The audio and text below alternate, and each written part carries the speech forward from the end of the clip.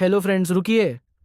अगर आपने इससे पहले वाला एपिसोड अभी तक नहीं देखा है तो पहले उसे देख लीजिए, जिसके बाद आपको यह स्टोरी अच्छे से समझ में आएगा। फर्स्ट एपिसोड का लिंक डिस्क्रिप्शन में दिया है, प्लीज़ चेक इट। आगे के एपिसोड आपको चैनल पर मिलेंगे।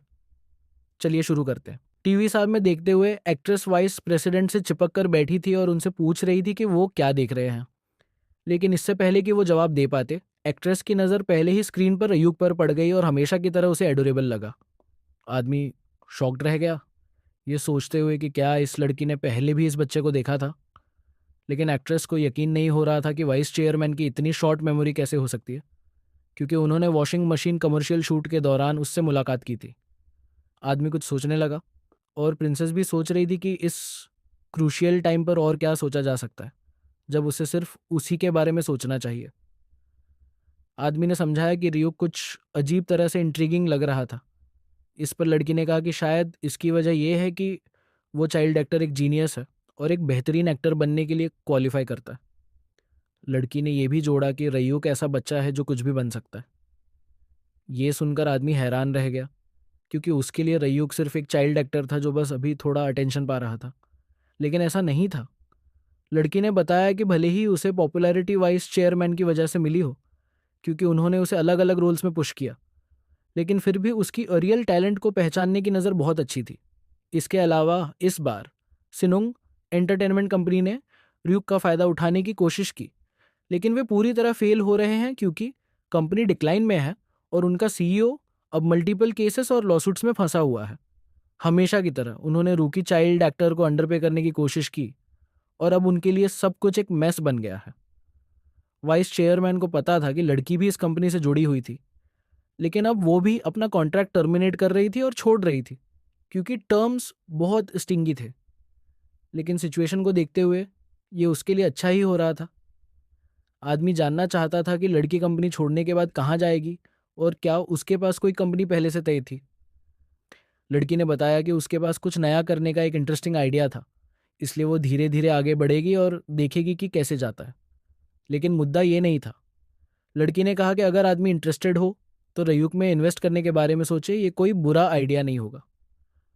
आदमी ने इस प्रपोजल पर सोचा और उसे लगा कि ये इतना भी बुरा ऑप्शन नहीं था। सीन शिफ्ट होता है रयूक के घर, जहां मील टाइम चल रहा था। लंच मेन्यू में आज सीवीड सूप था, जो रयूक को हेल्दी नॉरिशमेंट के लिए दिया गया था। इस दौरान मिन खूबसूरत लैंडलेडी और अपने बड़े भाई के मैनेजर को देख रहा था। इस बीच रयूक की माँ पास बैठी थी और सब कुछ देख रही थी।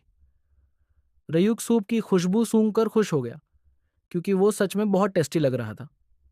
उसे कभी पता ही नहीं चला था कि मैनेजर किम इतना अच्छा कुकिंग कर सकता है। लेकिन अब जब उसे इतने डिलीशियस मील्स मिल रहे थे तो उसने झटपट सब कुछ खा लिया। लड़की ने भी उनकी माँ को सूप दिया और उन्होंने लैंडलेडी का एक बार फिर से शुक्रिया अदा किया, ये कहते हुए कि वो हमेशा उनके खाने का इतना ध्यान रखती है। लेकिन लड़की ने कहा कि ये तो उसका नेचुरल फ़र्ज था, क्योंकि वो रयूक की मैनेजर थी और उसे ये पक्का करना था कि रयूक हमेशा टॉप हेल्थ में रहे। लेकिन माँ के लिए ये सब हैरान करने वाला था, क्योंकि अब लैंडलेडी उनसे कोई रेंट नहीं ले रही थी और ऊपर से खाना और फल भी प्रोवाइड कर रही थी।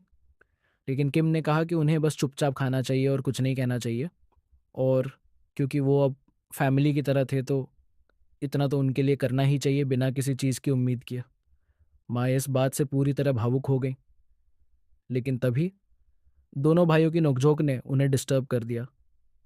जैसे ही छोटे भाई ने रयूक से सूप छीनने की कोशिश की, रयूक ने बाउल दूर कर दिया और मिन से कहा कि ये सूप उसका है और फिलहाल उसे सिर्फ फॉर्मूला मिल्क ही मिलेगा।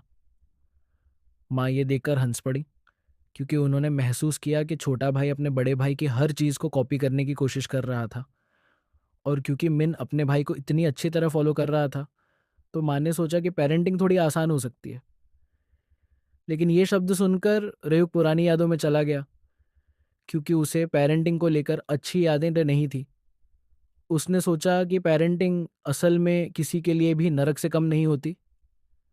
वो समझ ही नहीं पा रहा था कि उसकी माँ ये सब कैसे झेल रही थी, क्योंकि उसका छोटा भाई हर वक्त रोता रहता था और कभी भी नहीं सोता था।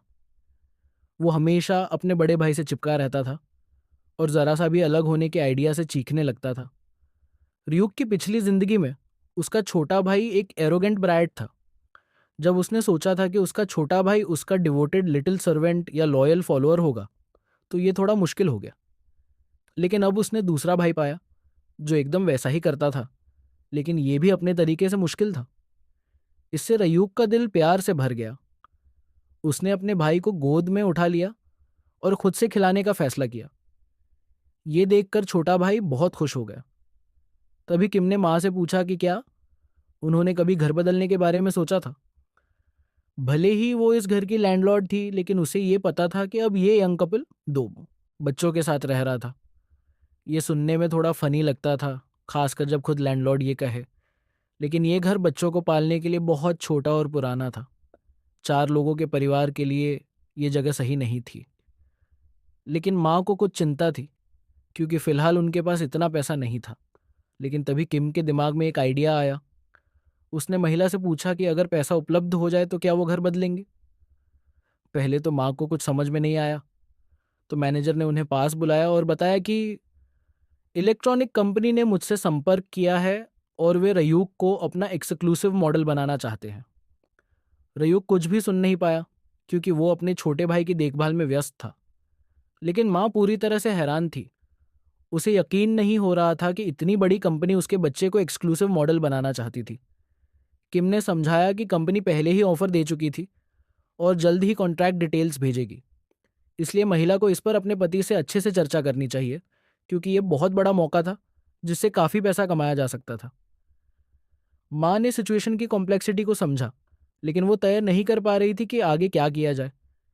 लेकिन किम ने कहा कि अभी इस बारे में ज़्यादा सोचने की ज़रूरत नहीं है और पहले खाना खाएं, ताकि दिमाग अच्छे से काम करने लगे। इसके अलावा उन्हें बाद में ब्रॉडकास्ट स्टेशन भी जाना था, क्योंकि 2 महीने हो चुके थे और अब रियलिटी शो के लिए मीटिंग ज़रूरी थी। किम ने महिला को बताया कि स्टेशन से गाड़ी भेजी जा रही थी, इसलिए कोई जल्दी की ज़रूरत नहीं थी। लेकिन तभी घर की घंटी बजी, जिससे मैनेजर हैरान रह गई, ये सोचते हुए कि क्या गाड़ी पहले ही आ गई। इसी दौरान रियूक अपनी माँ के पास आया, क्योंकि मिन की देखभाल में उसे काफ़ी थकान हो गई थी और अब वो सोना चाहता था। लेकिन जैसे ही मैनेजर ने दरवाज़ा खोला, उसने जिस इंसान को देखा वो कोई और नहीं बल्कि खुद माइकल था। हेलो दोस्तों, माफ़ कीजिएगा मैं फिर से आपका टाइम ले रहा हूँ। लेकिन अगर आपको ये स्टोरी एक्सप्लेनेशन अच्छी लग रही हो तो प्लीज़ चैनल को सब्सक्राइब और वीडियो को लाइक और कमेंट और शेयर करना ना भूलें।